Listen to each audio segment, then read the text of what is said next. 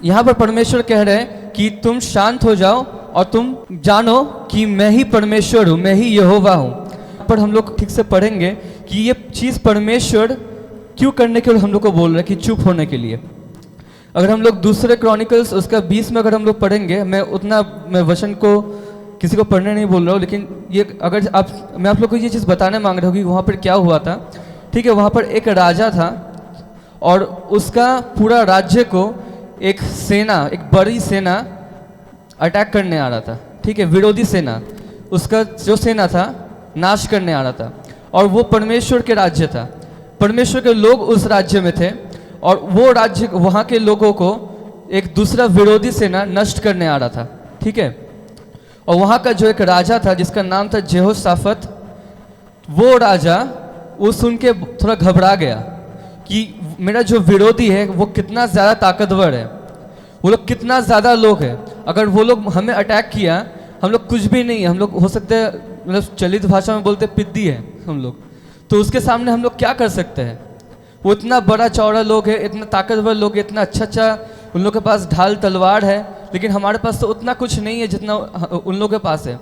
तो अगर वो लोग मुझे अटैक किया तो नाश हो जाएगा। ये कॉमन सेंस है ना। फॉर एग्जाम्पल सोच लीजिए, अगर इंडिया को या फिर सोचिए कोई देश को अगर कोई बहुत सारा पूरा बाकी देश मिलकर अटैक किया, क्या वो देश बच पाएगा? नहीं बच पाएगा। और सोच लीजिए, ठीक है, मैं उतना बलवान लड़का नहीं हूँ, ठीक है, अगर मुझे 5-6 एकदम हट्टा कट्टा लोग मारने आए तो मैं वहीं पर ही हो जाएगा, मेरे दी एंड हो जाएगा मेरा। ठीक है, ये हमारा कॉमन सेंस है। ठीक है, हम लोग जानते हैं, हम लोग साइंटिफिकली जानते हैं कि जिसका हट्टा कट्टा बॉडी नहीं है, हम लोग कॉमन सेंस लगा सकते हैं कि अरे बाप रे, ये तो एकदम पतला दुबला इंसान है, ये कैसे बच पाएगा, है ना। लेकिन यहाँ पर परमेश्वर कह रहे हैं कि तुम शांत हो जाओ और तुम जानो कि मैं ही परमेश्वर हूँ, मैं ही यहोवा हूँ। ठीक है, हम लोग ये चीज़ सोचते हैं कि हम लोग उतना बलवान नहीं है, तो हमारा शत्रु अगर मुझे अटैक करने आया तो क्या होगा हमारा। यहाँ पर ही परमेश्वर यहाँ पर कह रहा है कि तुम शांत हो जाओ और जान लो कि मैं तुम्हारा परमेश्वर यहोवा हूँ, मैं तुम्हारी ओर से लड़ूंगा। ये लड़ाई तुम्हारी नहीं है, ये लड़ाई मेरी है। परमेश्वर ये चीज़ कह रहा है। हम लोग बहुत समय व्यस्त हो जाते हैं लड़ते लड़ते। क्या आप और हम बहुत समय अपने परिस्थितियों से लड़ते नहीं हैं?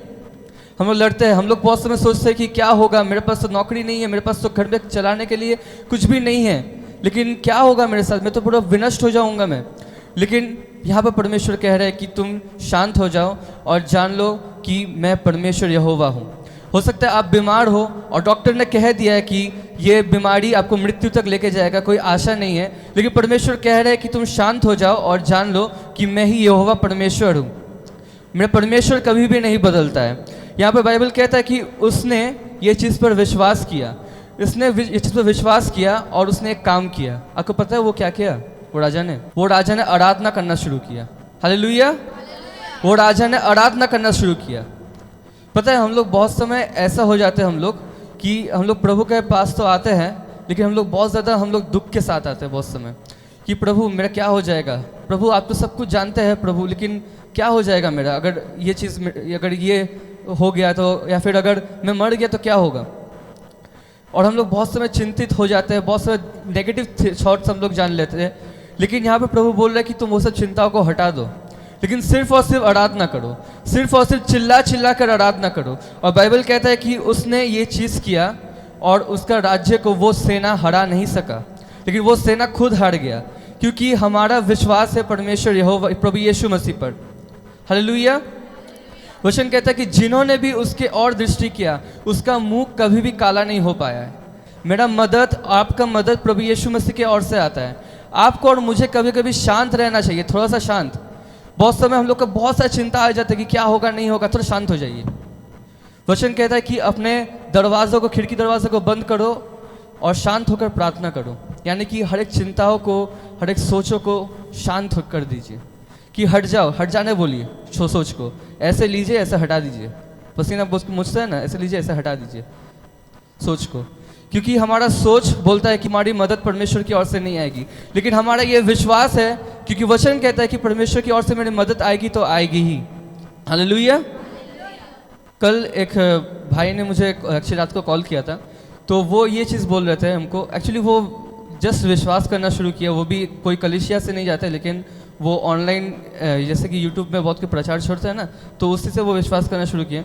तो वो उसके ऊपर बहुत सा सताव हो रहा है उसके घर पे, उसका वो बहुत कुछ बोल रहा था वो, लेकिन वो ये बात बोला कि क्या होगा अगर मैं मर गया तो, क्या होगा अगर मैं मर गया तो। बोला था कि मेरा घर के बगल में एक इंसान का डेथ हुआ, ठीक है, तो वो इंसान जब मर रहा था बहुत चीखते चिल्लाते हुए मर रहा था, तो क्या हो गया अगर मैं मर गया तो। मैंने उससे बोला कि भाई आपकी उम्र कितना है, तो बोला कि मैं 30 साल की उम्र है। मैं बोला कि भाई मेरा भी उतना उम्रदार नहीं हूँ, मैं 20 साल का उम्र है, ठीक है। एक नॉर्मल इंसान का मृत्यु कब होता है, आपको कितना क्या लगता है, कोई बोल पाइएगा? 70, 70, कोई और कॉमन जस्ट कैसा कितना हो सकता है? 50, 60, ठीक है। उसने बोला कि 60 वैसा कुछ। मैंने बोला कि मेरे परिवार में लोग 70 तक भी जिए, ठीक है। अब उसका उम्र है 30 साल, ठीक है। मैंने अपना उदाहरण दिया क्योंकि खुद के ऊपर कभी कभी खुद का उदाहरण दे देना चाहिए कभी किसी और के ऊपर उंगली उठाने से पहले, ठीक है। मैंने बोला कि मेरा उम्र है 20 साल, ठीक है। सोच लीजिए मेरा मृत्यु होगा, जैसे हम बोल दे रहे हैं 60 साल की उम्र में, -60 -20 कितना हुआ? 40। मेरे पास 40 साल है अच्छे से ज़िंदगी को जीने का। मैं 40 साल तक क्या मैं ये सोचते रह जाऊँगा मैं कैसे मरूंगा? आप सोच पा रहे? हम लोग हम लोग का ऐसा थिंकिंग हो जाता है कि मेरा भविष्य में क्या होगा, भविष्य में मेरा क्या हालत हो जाएगा। मैं तो उतना पढ़ा लिखा नहीं हूँ, क्या हो जाएगा मेरा हालत। लेकिन बाइबल ये कहता है कि परमेश्वर ने आपके लिए और यहाँ पर हर एक जो लोग यहाँ पर है उसके लिए एक अच्छा भविष्य सोच के रखा है, जो हमारे सोचने से भी बढ़कर है। और परमेश्वर हमारे लिए ये सोच कर रखा है, तो आपको भी ये चीज़ ठान लेना है कि हाँ, जब वचन बोल रहा है तब यही सत्य है, यही सच है। हम लोग को ये चीज़ सीखना है कि हम लोग को शांत रहना है और हम लोगों को जानना है कि हमारा परमेश्वर कौन है, और इसके कारण हम लोगों को आराधना करना है, ठीक है। यह है पहला चीज़ कि हमें आराधना करना है। दूसरा चीज़, हमें एक दूसरे के लिए प्रार्थना करना है, ठीक है। अगर हम लोग डैनियल के किताब में अगर हम लोग पढ़ेंगे, कौन कौन डैनियल के बारे में जानते हैं? ठीक है, डैनियल के बारे में अगर हम लोग पढ़ेंगे तो एक राजा था, राजा का नाम शायद नेबूशदनेस्सर था। पुराना नियम का नाम थोड़ा मुश्किल होता है, ठीक है। तो राजा का नाम शायद नेबूशदनेस्सर था, ठीक है। तो वो राजा ने कुछ सपना देखा, और उस समय बहुत सारे ऐसे जादूगर होते थे, ठीक है। अभी का समय में बोल सकते हैं तांत्रिक वगैरह, जो तांत्रिक वगैरह होते हैं, बहुत के होते हैं ना, हाथ देखते हैं, हाथ देख के भविष्य बोल देते हैं, ठीक है। और वो राजा ने एक सपना देखा, और उसने अपने राज्य में जितना भी सारा ये तांत्रिक वगैरह जो भी है उसको बुलाया और बोला कि अगर तुम लोग मुझे बताते तो इस सपने का मतलब क्या है, तो मैं तुम्हें ये इनाम दूंगा। वो लोग पूरा कॉन्फिडेंट हो गया कि मैं बता दूंगा। अंधेरा में तीर मारना इसको बोलते हैं, ठीक है। वो लोग सोच रहे अंधेरा में तीर मारेंगे, तीर लग भी जाएगा, राजा समझ भी जाएगा, मेरे पास मोटा नोट भी आ जाएगा। अब राजा ने क्या बोला पता है? राजा ने बोला अगर तुम ये चीज़ नहीं बोल पाओगे तब मैं तुम्हें पूरा खत्म कर दूंगा। वो लोग भी कॉन्फिडेंट, हम तो बोल देंगे, आप सपना बोलिए, मैं उसका मतलब बोल दूंगा। राजा ने बोला तुम बताओ कि मैंने क्या सपना देखा है। समझ पा रहे? तुम बताओ कि मैंने क्या सपना देखा है। अब उन लोगों का तो हालत खराब हो गया। आप लोग डैनियल का 2 में पढ़ सकते हैं ये चीज़। वो लोग बोला कि ये तो कोई असंभव चीज़ है, मैं आपका सपना मैं कैसे बता पाऊंगा। फंस गया बेचारा, जाल में फंस गया, खत्म उसका केस, ठीक है। अब वहाँ पर आया डैनियल का बारी। अब डैनियल जो है वो सच्चा परमेश्वर की आराधना करता है, ठीक है। डैनियल ने ये चीज़ सुना और डैनियल को भी ये सेम चीज़ बोला गया, अगर तुम बोलोगे मैं तुम्हें ये चीज़ दूंगा, वो चीज़ दूंगा, अगर तुम नहीं बोल पाओगे तो मैं तुम्हें खत्म कर दूंगा, ये वो, ठीक है। डैनियल ने बोला मुझे थोड़ा समय चाहिए। वो थोड़ा समय लिया, अपने और विश्वासी दोस्तों के पास गया, जाकर ये बात बोला, और वो लोग ने एक साथ मिलकर प्रार्थना की उस बारे में। प्रार्थना करने के बाद एक रात को परमेश्वर ने डैनियल को जनाया वो सपना क्या था और सपना का मतलब क्या था। परमेश्वर ने उससे जनाया और वो डायरेक्ट जाके को बोला।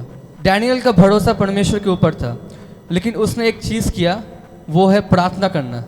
मुझे और आपको एक दूसरे के लिए प्रार्थना करना है। हम लोग GTN फैमिली है ना, हम लोग एक परिवार है।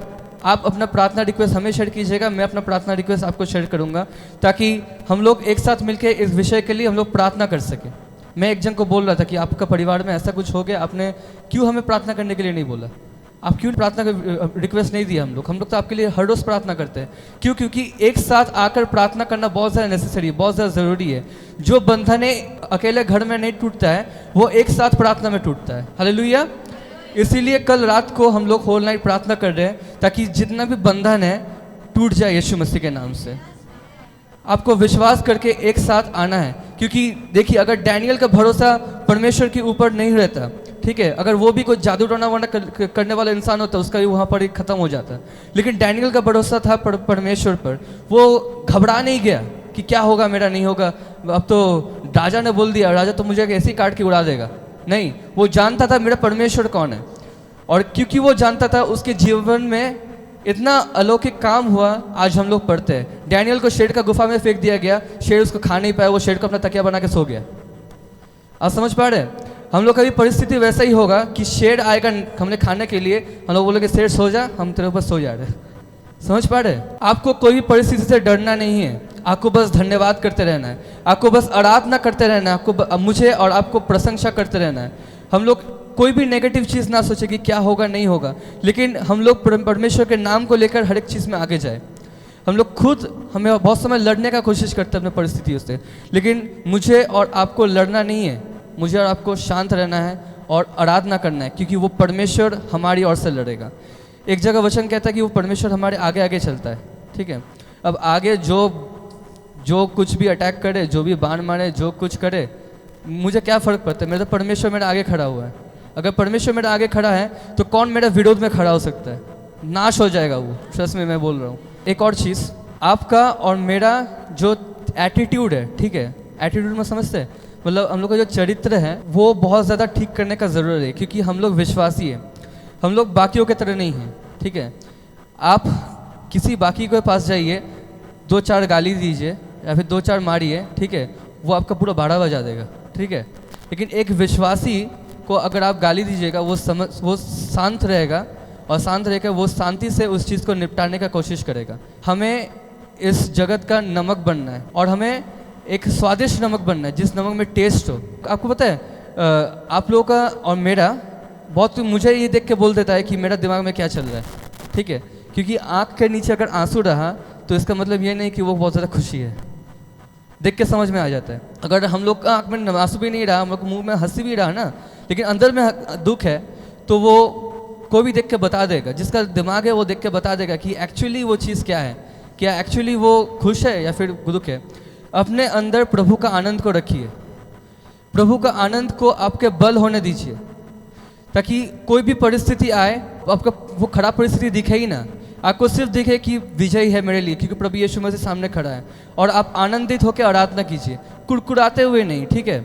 एक भाई मुझे बोल रहे थे कि मेरे घर में इतना सारा प्रॉब्लम्स है, तो मैं आराधना करता हूँ, मैं ज़बरदस्ती करता हूँ। मैंने बोला कि ज़बरदस्ती मत कीजिए, आप आनंद से आराधना कीजिए, कुड़कुड़ाते हुए नहीं, लेकिन आनंद से आराधना कीजिए, क्योंकि आनंदित होना ये हमारा चुनाव है।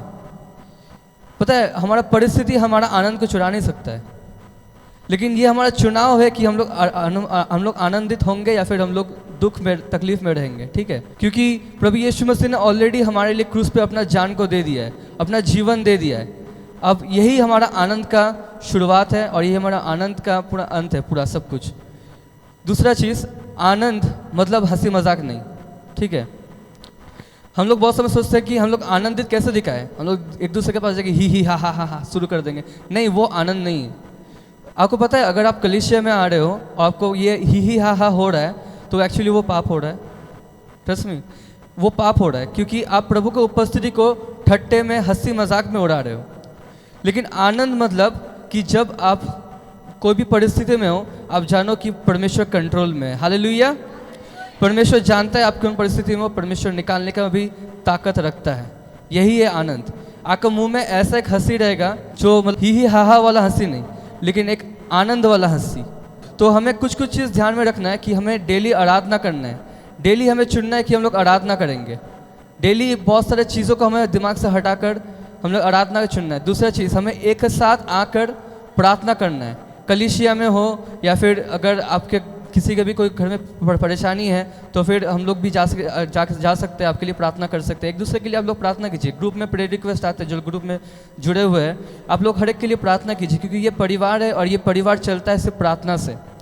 ये परिवार बंधा हुआ है प्रभु यीशु मसीह के लहू से, ठीक है। तो हर एक कोई मिलकर प्रार्थना कीजिए। दूसरा चीज़ प्रार्थना करना, सब चीज़ें आत्मा में देखने का कोशिश कीजिए, आत्मिक तौर से कुछ देखने की कोशिश कीजिए। तीसरा चीज़ है कि आप जान के रखिए कि जगत आपको देखता है, आपको जगत के लिए एक सही उदाहरण बनना है। हालेलुया।